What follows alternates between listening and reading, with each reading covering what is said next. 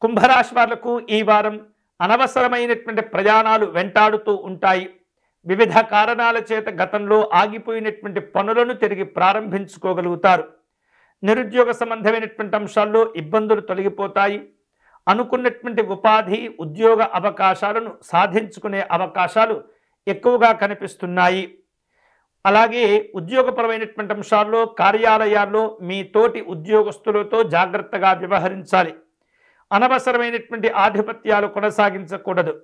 అనవసరమైనటువంటి విషయాల గురించి చర్చించకూడదు.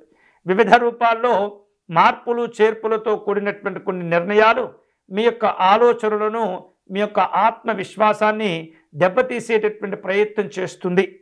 అందుకని మీ యొక్క వ్యక్తిగత ఉద్యోగ జీవన క్రమశిక్షణా విధానంలో చాలా జాగ్రత్తగా ఉండేటటువంటి ప్రయత్నం చేయండి.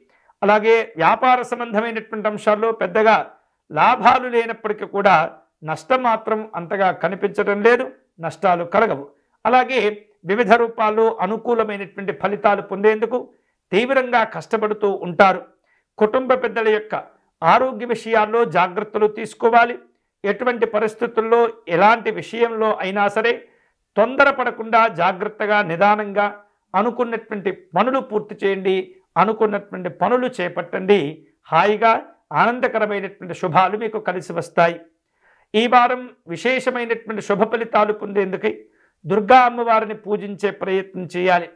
అమ్మవారి సప్తశ్లోకి పారాయణం చేసుకోవటం, దుర్గా అమ్మవారికి కుంకుమ పూజను నిర్వహించడం ద్వారా ఎన్నో రకములైనటువంటి వ్యతిరేక భావనల నుండి మిమ్మల్ని మీరు కాపాడుకోగలుగుతారు.